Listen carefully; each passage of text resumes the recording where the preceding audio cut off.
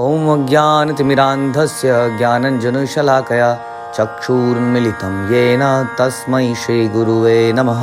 हरे कृष्ण।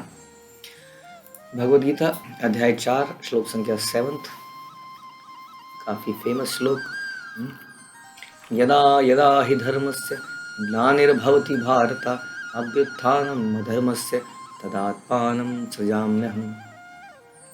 हे भरतवंशी, जब भी और जहाँ भी धर्म का पतन होता है और अधर्म की प्रधानता होने लगती है, तब तब मैं अवतार लेता।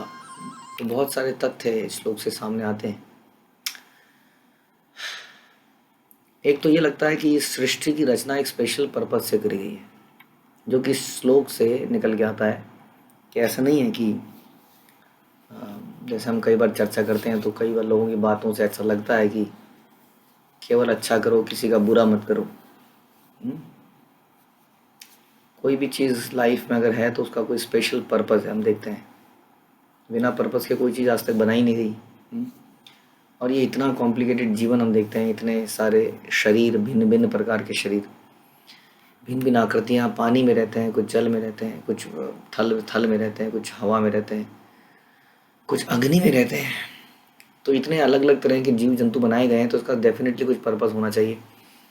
लेकिन जनरली आजकल क्योंकि पर्पस की एब्सेंस ऑफ पर्पस है समाज में, लाइफ में, इसलिए ज़्यादा से ज़्यादा आदमी अगर कोई अच्छा बनने का प्रयास करता है तो यही कह देता है किसी का बुरा मत करो। वास्तव में श्रील प्रभुपाद ने हमें बताया कि अहिंसा का असली मतलब क्या है। यदि हम किसी को कृष्ण से नहीं जोड़ रहे हैं तो हम हिंसा कर रहे हैं। क्यों? क्योंकि इस दुनिया के अंदर हिंसा ही हिंसा है। कोई किसी को अगर नहीं मार रहा है तो भी हिंसा तो हो ही रही है। क्या मेरे जीवन में बुढ़ापा आ जाना मेरे अगेंस्ट में हिंसा नहीं है? क्या मेरी मृत्यु हो जाना हिंसा नहीं है? क्या बीमारी आ जाना एक अपने आप में हिंसा नहीं है? क्या जीवन के इतने सारे कष्ट हिंसा नहीं है?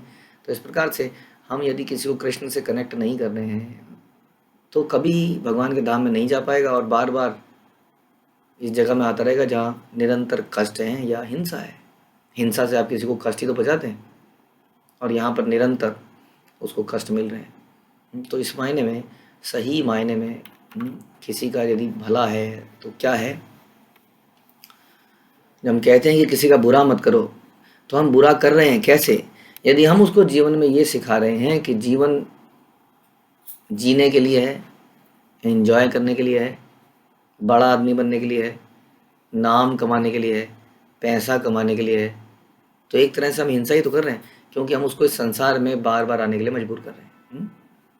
तो इसलिए केवल इससे इनफ नहीं होगा कि किसी का बुरा मत करो। वास्तव में क्योंकि हम जानते ही नहीं कि भला क्या है, इसलिए ये ना जानने के कारण कि भला क्या है, हम अपने आप गलती से ही सही बुरा कर देते हैं। इसलिए मानवता का हित किस में है? कृष्ण भावना में, जो कि श्लोक से समझ में आता है कि कृष्ण का भी एक ही पर्पस है। The creator has only one purpose, कैसे सबको धाम में लिया जाए। इसलिए जब क्रिएटर को देखता है, जब कृष्ण को देखता है कि संसार में जिस पर्पस के लिए इसको बनाया गया था वो पर्पस समाप्त हो रहा है, तो क्या होता है? तो भगवान ही इस जगह में आ जाते हैं, स्वयं आ जाते हैं। हाँ, इसका मतलब ये कितना अर्जेंट विषय है। भगवान किसी को भेजते भी हैं, लेकिन केवल भेजने से भी संतुष्ट नहीं रहते हैं, वो खुद भी आते हैं। समहाउ भगवान चाहते हैं यहाँ पर वो कार्य हो सके जिसके लिए हम सब यहाँ पर आए हैं, और वो है कैसे अपनी कृष्ण भावनामृत को जागृत किया जाए और भगवान के धाम में जाया जाए। इसलिए जब जब जहाँ भी धर्म का पतन होता है, क्वेश्चन ये आता है कि जब जब जहाँ भी, तो कृष्ण इज, कहते हैं ओमनी प्रेजेंट, ओमनीशिएंट, वो हर जगह प्रेजेंट हैं और हर चीज़ को जानने वाले हैं। इसलिए कहीं पर भी कुछ पतन होता है तो उनके नॉलेज में वो रहता है। ऐसा नहीं है कि कुछ है जो भगवान को अभी मैसेज नहीं पहुंच पा रहा है इसलिए वो आ नहीं रहे हैं, कुछ कर नहीं रहे हैं। वास्तव में कर रहे हैं। जैसे हमने चर्चा करी थी पिछले श्लोकों में कि सूर्य अपनी रोशनी फेंकता है, लेकिन किसी के ऊपर पड़ती है और कोई अपने आप को कहीं छुपा के रखता है, है ना, तो वो तो फेंक ही रहा है। उसी तरह से भगवान तो कृपा फेंक रहे हैं, लेकिन कोई उस कृपा को लेता है, कोई कृपा को नहीं लेता है। तो धर्म के पतन को भगवान देख रहे हैं, ऑब्जर्व कर रहे हैं हर सेकंड में, और कृपा भी बिखेर रहे हैं। इस तरह से नाम के रूप में कहते हैं ना, कली काले नाम रूपे कृष्ण अवतार। इस कलयुग में भगवान ने नाम के रूप में अवतार लिया है, और इस्कॉन के गर्भ में कहते हैं भगवान इस बार आए हैं एक तरह से, और इसका ज़बरदस्त प्रचार चल रहा है। फिर भी अगर इसको कोई नहीं लेता है तो ये तो किसकी कमी है? फिर उसी व्यक्ति की कमी हुई ना। तो इस प्रकार से जब जब भगवान का, जब जब संसार में धर्म का पतन होता है, इसलिए जब भी होता है और जहाँ भी होता है, यानी कि कृष्ण को हर चीज़ का पता चलता है। हमारे हृदय को जो जानते हैं वो किस चीज़ को नहीं जानते होंगे। इसलिए जब भी और कहीं भी धर्म का पतन होता है। अब धर्म क्या चीज़ है? धर्म तो साक्षात भगवत प्रणीता। धर्म के ऊपर बहुत सारे विवाद होते हैं रोज। कोई कहता है मेरा धर्म महान है, कोई कहता है मेरा धर्म महान है। वो तलवार निकालता है, वो भाला निकालता है, और दोनों एक दूसरे को मार डालते हैं। और भगवान गीता में कहते हैं कि सर्वधर्मान परित्यज्य। नहीं नहीं, ये जो तुम लड़ रहे हो जिसके लिए, इन सारे धर्मों को आप त्याग दीजिए, क्योंकि ये तो वास्तविक धर्म है ही नहीं। तब कृष्ण बताते हैं कि वास्तविक धर्म क्या है। गीता में ही बताते हैं वास्तविक धर्म क्या है। माम एकम शरणम व्रज, कि केवल मेरी शरण में आओ, यही जीवात्मा के लिए असली धर्म है। ये केवल हिंदुओं के लिए नहीं है, ये मुस्लिमों के लिए नहीं है, सिख के लिए नहीं है, ये सभी के लिए है। ये वैसे वास्तव में मानव के लिए है, क्योंकि जानवर तो इस संदेश को नहीं समझ पाएंगे। हाँ, लेकिन मानवता के लिए यही है कि माम एकम शरणम व्रज सर्वधर्मान परित्यज्य। तो इन धर्मों की वजह से, जिसके कारण वास्तव में लड़ाई हो रही है, हाँ, उस धर्म के मर्म को हम नहीं समझ पा रहे हैं। कई सारे वेद हैं, पुराण हैं, कई सारे कुरान है, बाइबल है, लेकिन हम उसके मर्म को नहीं समझ पा रहे हैं, तो हम लड़ रहे हैं। इसलिए भगवान ने धर्म को बहुत सिंप्लीफाई करके एक लाइन में बता दिया कि आप सारे वेद, पुराण, कुरान, बाइबल इत्यादि गुरु ग्रंथ साहिब पढ़ लीजिए, लेकिन अंत में निष्कर्ष यह है कि माम एकम शरणम व्रज। अगर हम इस निष्कर्ष पर नहीं पहुंच पा रहे हैं इन ग्रंथों को पढ़कर, तब वो श्रमेवी केवलम है, उसका कोई लाभ नहीं है वास्तव में। इसी कारण से झगड़े हो जाते हैं कि हमें अल्टीमेटली भगवान को, कृष्ण को समर्पित करना चाहिए अपना जीवन।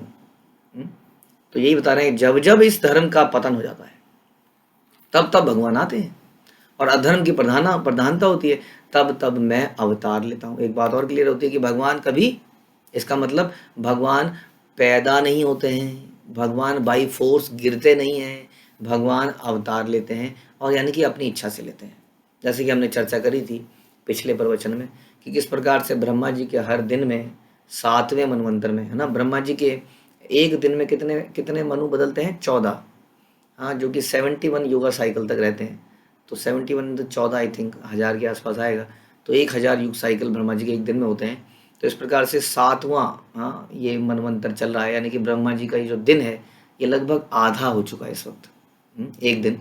तो हर दिन में एक बार आते हैं, और वो कौन सा होता है? 7.28, 7वें मनवंतर के 28वें युगा साइकिल में। लेकिन शिला प्रभुपाद बताते हैं कि भगवान बाध्य नहीं हो जाते इस नियम से भी कि ये मुझे आना है तो मुझे आना ही पड़ेगा।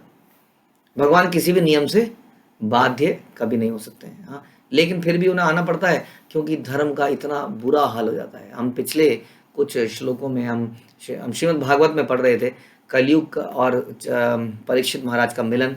किस प्रकार से कलयुग बैल को मार रहा था, गाय को मार रहा था, और कैसे पृथ्वी बड़ा डिटेल में बताती है कि किस प्रकार से धर्म का ह्रास हो चुका है वास्तव में। कैसे हुआ है? नियमों का पालन ना करने से। धर्म के 4 पिलर हैं जो टूट चुके हैं। एक पैर लंगड़ा है, जिसके कारण बैल किसी तरह से खिसक खिसक के चल रहा है। हाँ, दया समाप्त हो चुकी है, सूची समाप्त हो चुकी है, तपस्या समाप्त हो चुकी है, केवल थोड़ी बहुत सत्यता बची है। तो ये इस तरह, इसको कहते हैं धर्म का ह्रास होना। और केवल ये नहीं, ये तो मानव बनने के लिए कुछ बेसिक नियम है, दया इत्यादि जो हमने बोला, पवित्रता, तपस्या, सत्यता। इसके ऊपर भक्ति, तो इसके ऊपर स्टार्ट होती है।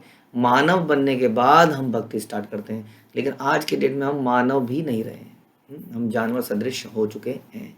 तो इस प्रकार से जब पतन हो जाता है, हाँ, तब भगवान अवतार लेते हैं, अपने अपने कई सारे भक्तों को भेजते हैं, वो ज्ञान देते हैं।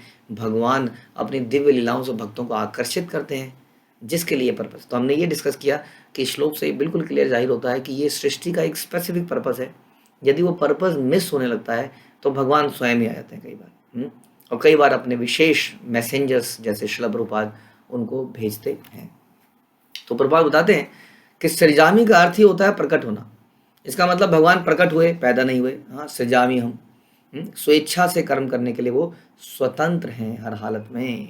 श्रीमद् भागवत में बताया गया कि ऐसे नियम भगवान के नियम है, केवल भगवान ही धर्म की व्यवस्था कर सकते हैं वास्तव में।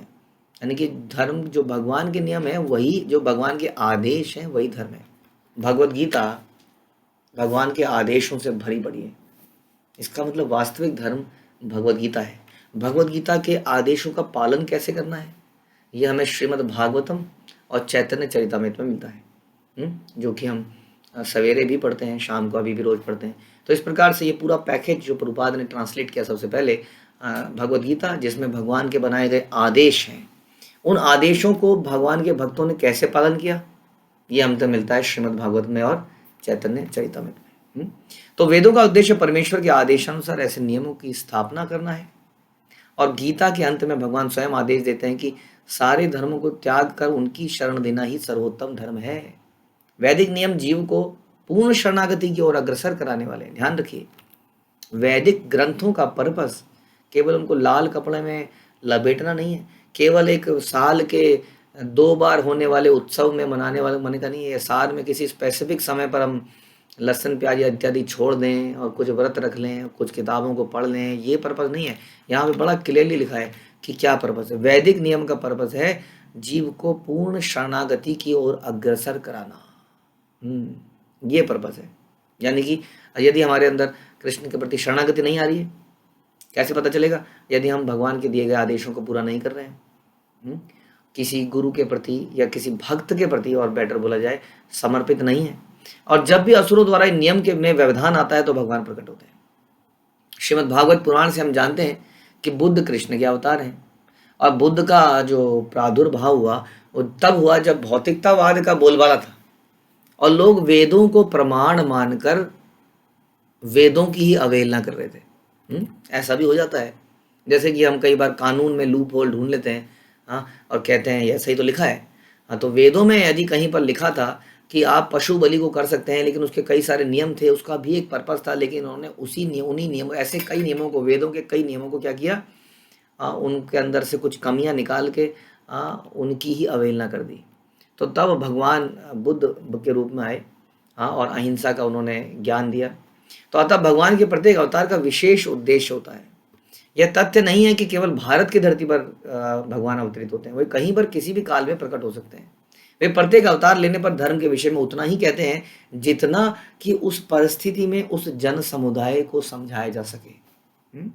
जैसे लोगों के बीच में भगवान आते हैं, जैसे कि भगवान गीता में आते हैं तो अर्जुन के सामने तो भगवान अर्जुन को बोलते हैं कि तुम मेरे भक्त हो, तुम ये सब ज्ञान समझ सकते हो। तो उनके सामने भगवान बोलते हैं कि ये राज विद्या है, इसके ऊपर कोई और विद्या है ही नहीं। यानी कि गीता के उपदेश में भगवान ने कई बार ऐसे संकेत दिए कि ये जो मैं तुम्हें बता रहा हूँ ये सर्वोत्तम है, इसमें मैंने कुछ भी छुपाया नहीं है, हाइड नहीं किया है, सारी नॉलेज तुम्हें दे दी। लेकिन कई बार भगवान ऐसे लोगों के बीच में भी आते हैं जहाँ पर वो उनकी बात को नहीं समझने में सक्षम है, तब उन्हीं के अनुसार उन्हें अल्प मात्रा में ज्ञान देते हैं। जैसे बुद्ध का अवतार बताया गया, तो बुद्ध ने केवल यही बोला कि छोड़ दो शास्त्रों को, मीनवाइल मैं सामने खड़ा हूँ, मेरी बात सुनो, बुद्धम शरणम गच्छामि। अभी जब मैं सामने साक्षात खड़ा हूँ, शास्त्रों की बात तो तुम्हें समझ में आ नहीं रही है, तुम शास्त्रों के मन घड़न तरीके निकाल रहे हो, बातें निकाल रहे हो, तुम मेरी शरण में आओ, बस बुद्धम शरणम गच्छामि। केवल उतना ही बताया, पूरा निष्कर्ष नहीं बताया कि क्यों छोड़ दो, क्या पर्पस है शास्त्रों का। तो इस प्रकार से परिस्थिति के अनुसार भगवान प्रकट होते हैं और ज्ञान देते हैं। लोगों को ईश्वर भावना भवित करना तथा धार्मिक नियमों के प्रति आज्ञाकारी बनाना, ये अल्टीमेट उद्देश्य है। कभी वह स्वयं प्रकट होते हैं, कभी अपने प्रमाणिक प्रतिनिधि को, पुत्र को, दास को इस काम के लिए भेजते हैं। यदि आप सब लोग भगवान की सेवा करना चाहते हैं तो वास्तविक सेवा यही है कि जिसके लिए भगवान ने इस घर को बनाया है, संसार रूपी घर को, जिस पर्पस, देखिए घर का भी एक पर्पस होता है ना, हर व्यक्ति अपना घर बनाता है, घर का एक पर्पस है, वहाँ पे यूनिटी है, सब कॉमन गोल के लिए काम करते हैं। तो हमें भी इस घर में रहते हुए कॉमन गोल के लिए काम करना पड़ेगा, जो है भगवान की योजना को पूरा करना, जो कि क्या है, इस संसार में जितनी भी जीवात्माएं हैं वो भगवान के धाम में जा पाए। यही उद्देश्य हम सबका होना चाहिए। लेकिन उसके पहले हमें खुद को पवित्र करना पड़ेगा, भगवान का भक्त और शरणागत होना पड़ेगा। ठीक है, तो यही भगवान इस संदेश देते हैं कि वो इसी पर्पस के लिए बार बार आते हैं, कृष्ण को बार बार आना पड़ता है।